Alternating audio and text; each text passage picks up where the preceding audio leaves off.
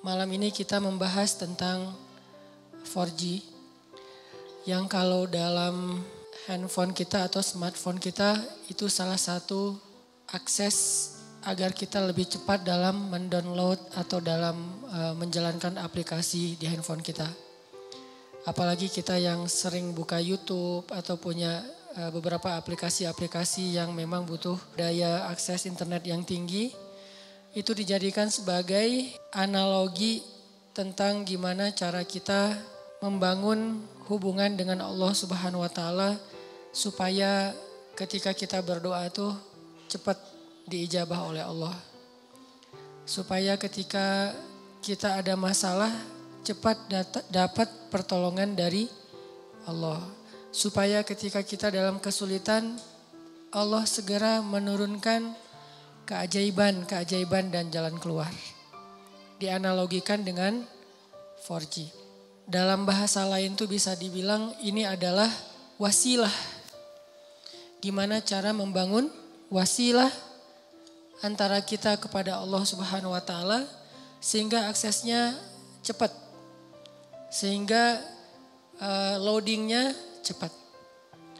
Makin berat masalah kita bukan semakin lambat loadingnya, harusnya semakin cepat. Karena ketika masalah kita berat kan kita butuh pertolongan lebih segera ya.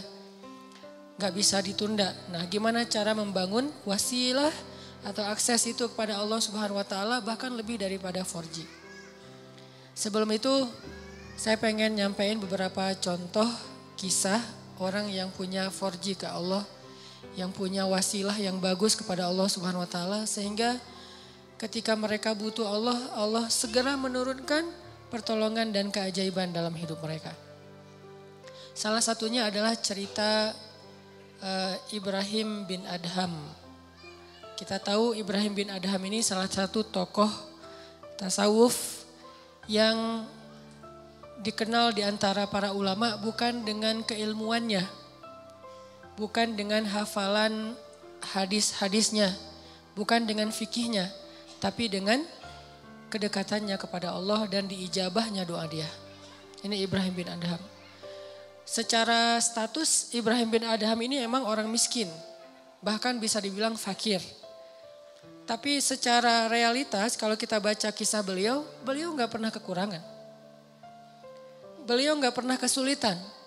Miskin hartanya, hampir dibilang gak punya aset, gak punya tabungan. Tapi pengen apa aja Allah kabulkan. Mirip dengan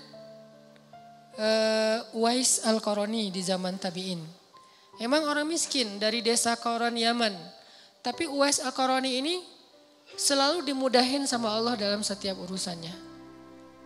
Jadi kesimpulannya dari sini kita jadi tahu yang paling kita butuhin dalam hidup itu bukan berlimpah harta.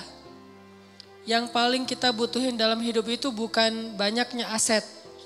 Walaupun itu baik dan itu sesuatu yang perlu disyukuri, bukan dihindari. Dan kalau perlu kita perjuangkan. Tapi itu bukan yang paling kita butuhin dalam hidup. Bukan banyak teman, walaupun banyak teman itu justru kebaikan. Dan seorang muslim itu emang harus bermuamalah, harus terbuka, harus banyak teman, banyak sahabat, banyak pengikut kalau perlu. Tapi bukan itu nomor satunya. Karena kalau kita punya banyak harta, tapi Allah Subhanahu wa taala tidak memberikan kita kebaikan di dalamnya, maka harta itu tidak memberi manfaat apa-apa buat kita. Malah banyak banget orang yang dengan harta yang bertambah juga masalahnya. Bertambah harta, bertambah konflik keluarga. Bertambah harta, bertambah banyak musuhnya. Bertambah harta, bertambah banyak yang ilfil sama dia. Yang lebih parah lagi bertambah harta, bertambah jauh dia dari Allah Subhanahu wa taala. Jadi ada dua kondisi nih. Ada orang yang minta harta karena dia salah paham, dia pikir kalau banyak harta itu hidupnya jadi mudah. Tapi biasanya kalau dia gak hati-hati dengan bertambah harta dia bertambah jauh dari Allah.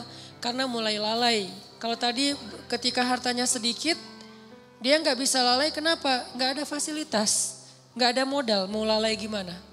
Mau jalan gak punya modal, akhirnya di rumah aja. Mau entertain diri gak punya modal, akhirnya entertain biasa-biasa aja di rumah.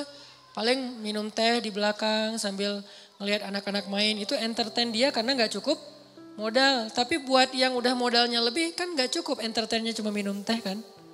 Buat orang yang punya harta lebih, masa kita malam mingguan cuma minum teh? Masa kita lagi liburan cuma di dalam kota aja gak kemana-mana? Kenapa? Karena dia ngerasa bisa ngelakuin yang lebih dari itu. Sehingga dengan tambah harta, kalau gak hati-hati malah tambah jauh dari Allah. Dia mengentertain dirinya, dia mulai melakukan hal-hal yang sia-sia. Dia mulai mengeluarkan hartanya di jalan-jalan yang bukan Allah ridhoi, sampai mulai judi segala macam kan. Karena ngerasa dia punya uang dan tidak masalah kalau rugi-rugi dikit lah, orang tabungan saya masih banyak. Mulailah dia ke Singapura, ke Hong Kong, ke tempat-tempat yang walaupun bukan ke kotanya yang kita permasalahin, ke beberapa spot atau tempatnya.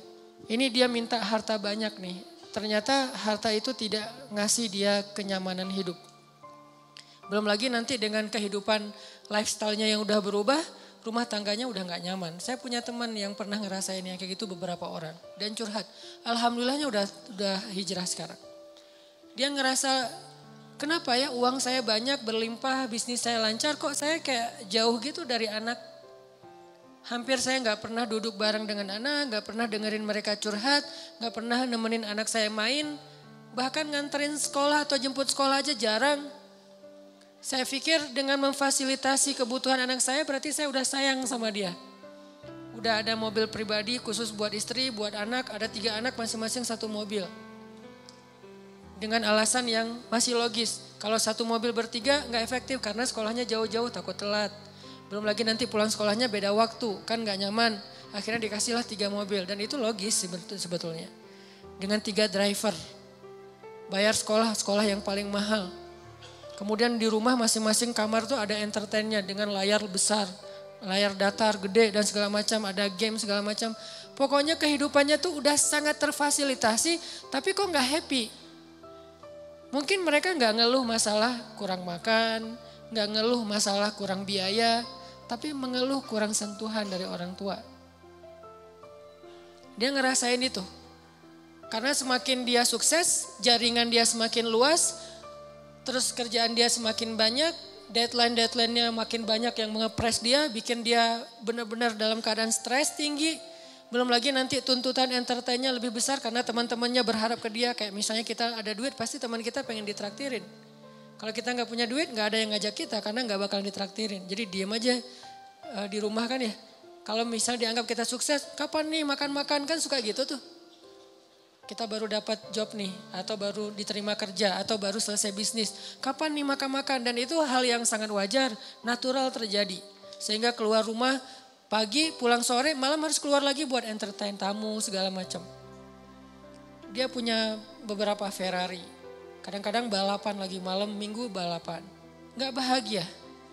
Sampai akhirnya dia banting setir, dia tinggalkan semua itu. Bahkan dia suka main ke Alexis dulu tuh. Dia bilang 1 malam tuh bohong kalau orang bilang di sana biasa-biasa aja. Saya 1 malam ngabisin di situ 150 juta Ustadz. Ini kata dia ya, bukan kata saya. Dia 150 juta semalam menghabiskan di sana. Dan dia tahu beberapa orang tamu-tamunya yang dibawa ke sana tuh. Jadi wajar kalau uang ratusan juta juga gak cukup, buat entertain aja udah sekian. Belum lagi yang istrinya, yang tas Hermes-nya berapa sekali beli, sekali belanja.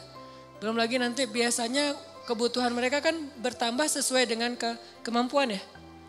Kayak misalnya tadinya kalau masih kemampuannya terbatas, naiknya motor bebek yang ngisi bensinnya paling Pertalite.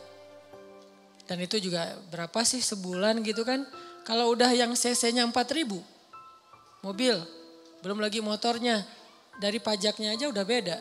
Dari servisnya aja udah beda.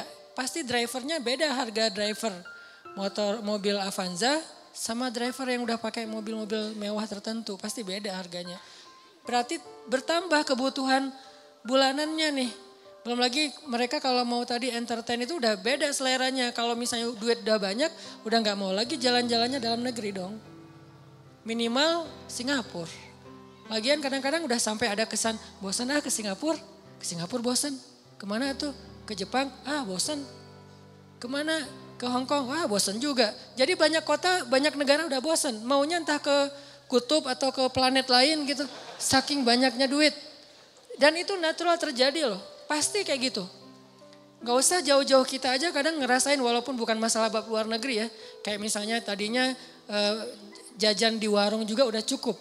Ketika nambah uang harus di mall. Yang tadinya beli baju tuh cuman di pasar, Andir juga cukup. Sekarang harus ke PVJ, ke TSB. Kenapa beda? Karena kemampuannya udah bertambah, jadi seleranya juga nambah. Rasa-rasanya pakai baju yang gak ada brand itu kayak malu gitu. Ketika kita udah punya kemampuan, lebih semuanya harus branded. Kehitung aja dari ujung kepala sampai ujung kakinya itu berapa juta. Satu ini aja udah, kadang sepatu di rumahnya itu sampai beberapa lusin. Ada yang udah sampai lupa, saya punya sepatu itu ya sampai kayak gitu. Artinya ini kalau Allah kasih harta doang, bukan harta doang ya. Karena kalau harta masih ada kalimat berkah, baik. Jadi jangan menjudge orang kaya, bukan. Kalau cuman harta doang, ini kondisinya kayak gitu. Satu lagi kondisinya gak dikasih harta, tapi Allah kasih sayang Allah.